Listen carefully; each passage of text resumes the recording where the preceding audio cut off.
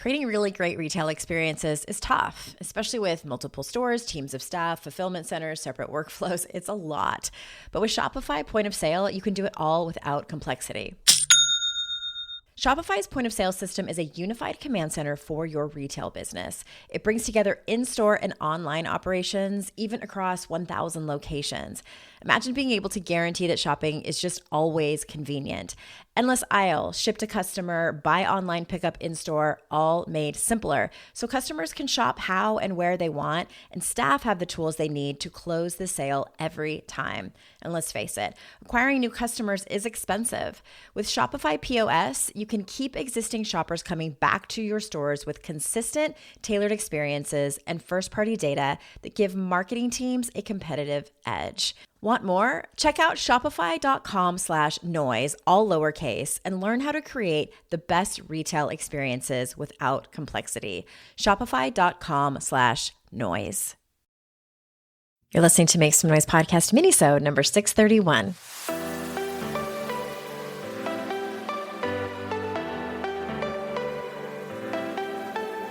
Welcome to Make Some Noise podcast, your guide for strategies, tools, and insight to empower yourself. I'm your host, Andrea Owen, global speaker, entrepreneur, life coach since 2007, and author of 3 books that have been translated into 18 languages and are available in 22 countries. Each week, I'll bring you a guest or a lesson that will help you maximize unshakable confidence, master resilience, and make some noise in your life. You ready? Let's go. Hi, everyone. I'm so glad that you're here. I have a special rebroadcast for you. I know. It's not brand new content, but hear me out. 2 summers ago, I recorded a minisode on the Four Horsemen of the Apocalypse, which is a theory, I guess you would call it, that John Gottman created about things that really can screw up a relationship. And by things, I mean behaviors. So it was so popular. It was one of my most downloaded episodes. We decided to rebroadcast it as I am in a season of getting caught up and having a lot of deadlines coming up here. And I just wanted to take a moment to remind you that I do have some spaces open this fall for private coaching. One of the things that's been showing up a decent amount lately is career coaching. I've been coaching women leaders who are struggling to have hard conversations or set some boundaries or various other leadership skills that they want to hone, and they want to even sometimes figure out what is their leadership style. Sometimes your work will pay for coaching. Did you know that? So maybe ask HR, maybe ask your manager if that's something that can be done, and we can arrange something. And you can email us over at support@andreaowen.com and see if it's a great fit. All right, so without further ado, here is today's episode. I wanted to dive in a little bit around something that I've mentioned on the podcast probably many, many times, partly because this particular work has helped me so much in my personal life, in my relationship, and because I just admire John Gottman's work so much, John and Julie Gottman, his wife. I think it's brilliant. He has decades of experience, and he is the person who is I guess he's kind of famous for this. He is able to, by watching an interaction with a couple, I believe he watches an interaction that is a topic that the couple kind of goes around and around about, like, the one thing that you just snag and you can't come to a conclusion about, you find yourself arguing about. He watches that interaction and how the couple talks to each other and how they behave towards each other and their body language and things like that. And he can predict whether the relationship will work or not. And so to simplify what he actually looks for, a long time ago, he created what he calls the Four Horsemen of the Apocalypse. And they are criticism, contempt, defensiveness, and stonewalling. And so I am going to summarize an article that I found on Gottman.com. This is by a brilliant human being named Ellie Lestisa. I hope I'm pronouncing her name correctly. Is it Lisitsa? I think it's Lisitsa. My apologies, Ellie, if you're listening to this and I pronounced your name incorrectly. I'm going to link to this particular article as well as another one that she links to where they talk about the antidotes for the Four Horsemen. It's not just like, here's the problem, good luck with life, which I can't stand.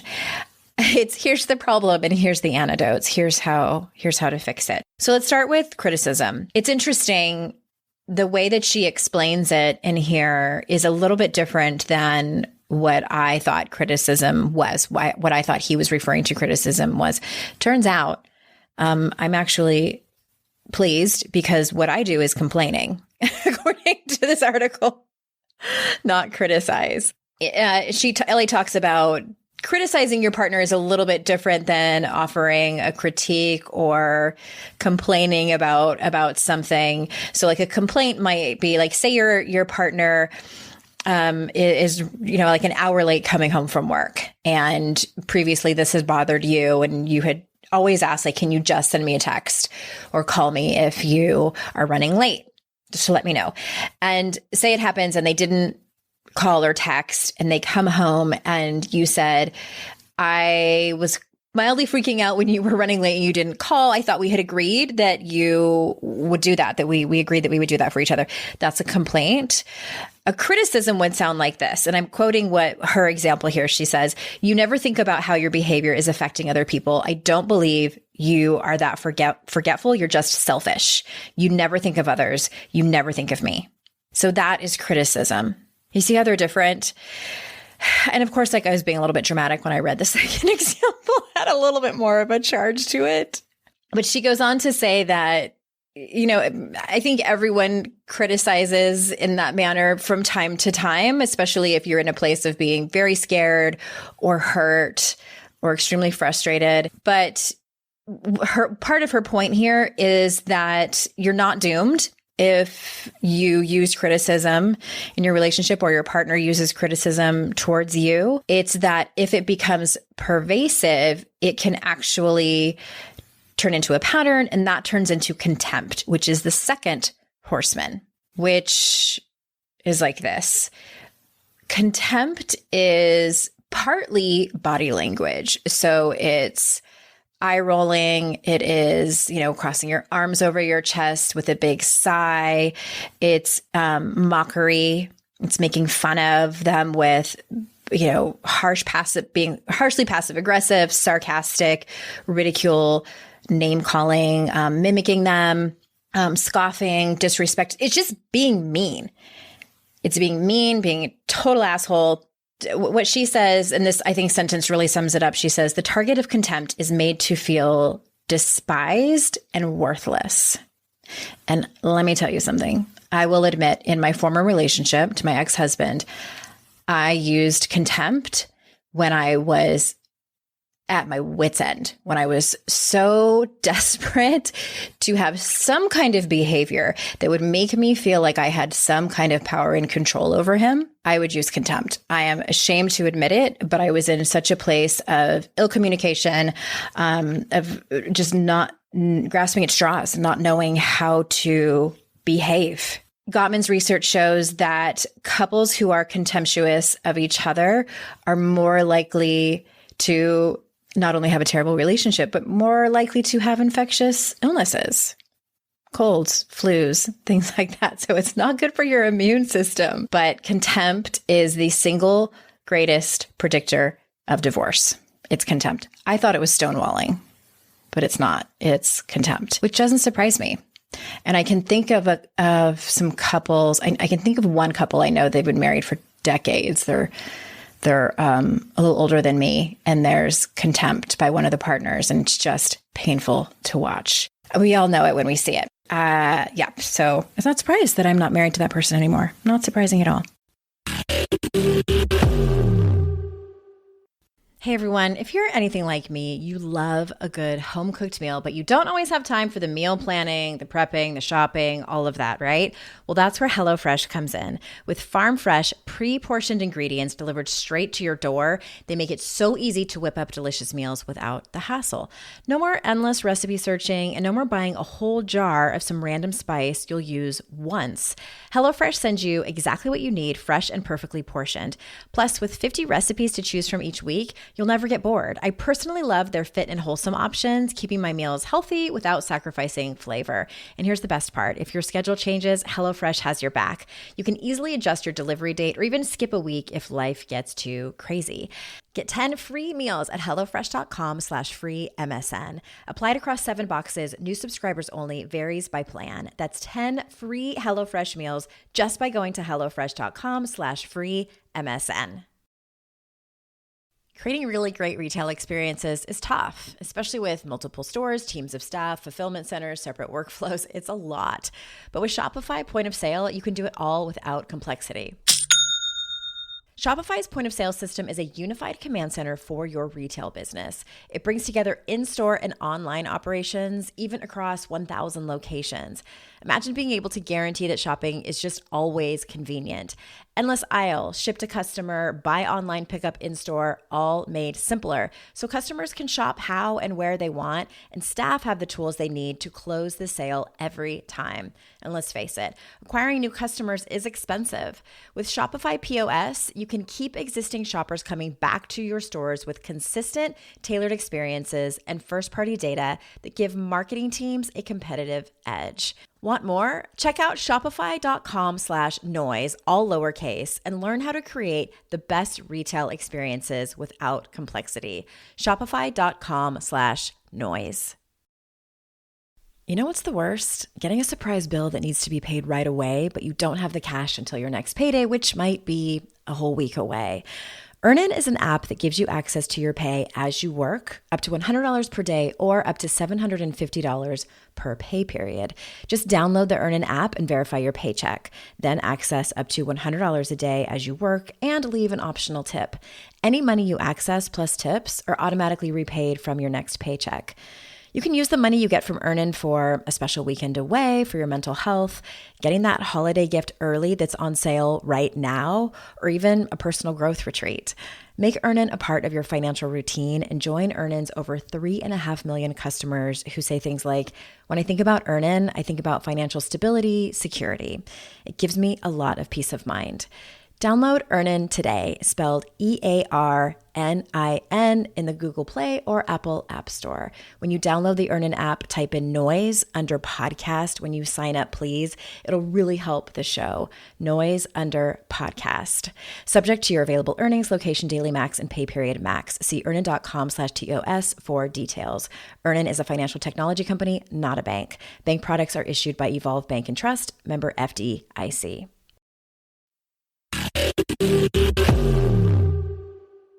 The third one is defensiveness. It is typically a response to criticism. This was my ex-husband's MO. And it typically happens when the person feels like they are unjustly accused. They're looking for excuses. They play the innocent victim so that they can just kind of get out of the situation so their partner will leave them alone. And often they don't take responsibility, like no responsibility at all. So here's the example that she gives. So one partner says, "Did you call Betty and Ralph to let them know we're not coming to the party tonight? Like you told me you were going to call them this morning." And the partner says, "I was just too busy today. As a matter of fact, you know just how busy my schedule is. Why didn't you just do it?" So there's actually two things happening in this example. So the partner is making an excuse and responding defensively, but they're also reversing the blame. They're like putting the blame on the other person. I can't freaking stand that. I can't stand that. But not only there are some particular teenage children that I know of that will remain unnamed that do this. And I will point that out so fast. It's like, no, this isn't my fault. You need to take some responsibility. How would we take responsibility for that? Okay. So what it might sound like instead of that defensive response. An example is, oops, I completely forgot. I spaced. I should have asked you this morning to do it because I knew my day was back to back and it was packed. That's my fault. Let me stop right now and call them immediately. Of course, you're going to forget things. Like, of course, you're going to want to defend yourself if you have, sometimes we have noble excuses, right? When we are putting the blame on the other person, when we're constantly coming up with excuses, when we are almost like telling the other person what they want to hear, that can get involved too. It doesn't work. So Ellie says, defensiveness will not only escalate the conflict if the critical spouse or partner does not back down or apologize. This is because defensiveness is really a way of blaming your partner, and it won't allow for healthy conflict management. Yikes. All right. And the last one is stonewalling, which is usually a response to contempt. And I would argue it's also probably a response to criticism as well. Stonewalling occurs when the partner completely shuts down from the conversation. They will either stop responding to their partner, they will walk away, they will get in the car and drive off, leave the room, rather than talking it out. And, they turn away from their partner instead of turning towards. And they aren't aggressive or hostile or anything like that. They just are pretty much like, I'm out, and they will walk away. So Gottman talks about something called physiologically flooded, which is so fascinating to me. And I've mentioned it a few times here on the podcast. It's when you are in whether it's an uncomfortable conversation or a heated argument or a full on like screaming match, when your heart rate gets above, I believe it's like 100 or something. It's not extraordinarily high. But the flooding means that the blood is rushing away to our vital organs, muscles, and away from our brain, especially the part of our brain that is responsible for logical thinking, for speech, etc. And this is why when we are in a confrontation or something like that, like maybe at work or something, an hour later, we think of all the best comebacks, all of the best responses to say that are smart and witty and all of the things that we wish we would have thought of.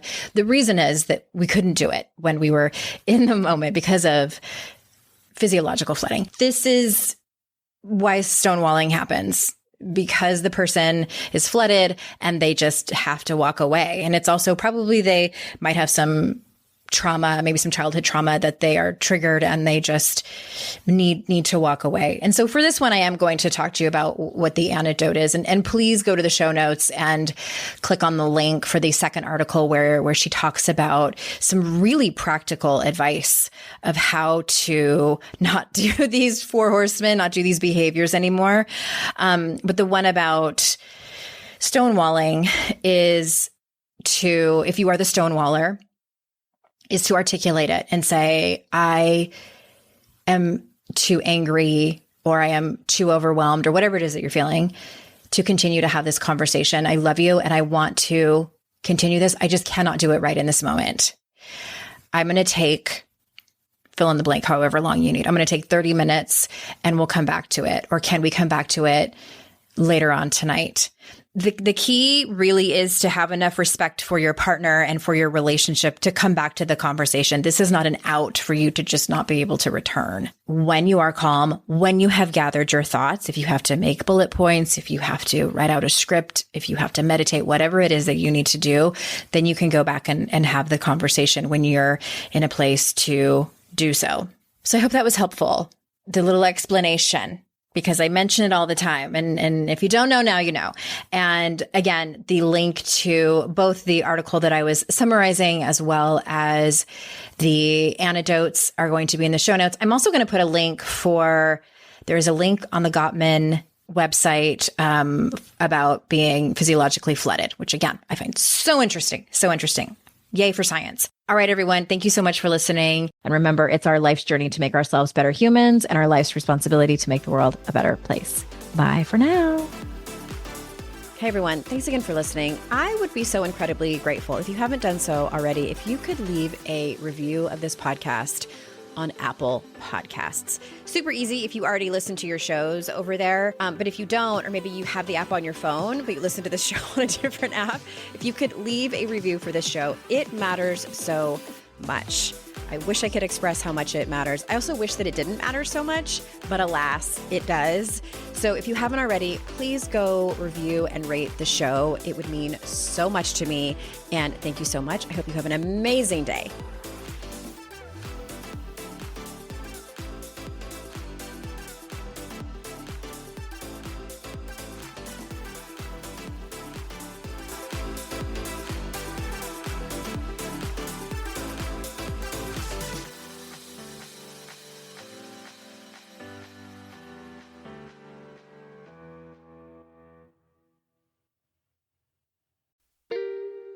Are you a parent in need of a laugh and a little escape? Look no further.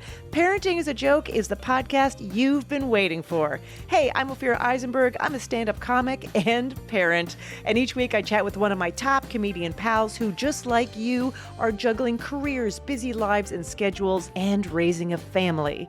You can expect candid stories, hilarious mishaps that happen on stage and at home, and just a lot of laughs. There's no expert advice here. Well, actually, sometimes a good idea does sneak its way in, but mostly just pure, relatable fun to remind you that we're all in this parenting adventure together. New episodes of Parenting is a Joke drop every Tuesday, so tune in, get ready to laugh, unwind, and maybe even feel a little bit better about your own parenting. Because sometimes that's exactly what your therapist, pediatrician, and bartender ordered. Subscribe now on your favorite podcast platform.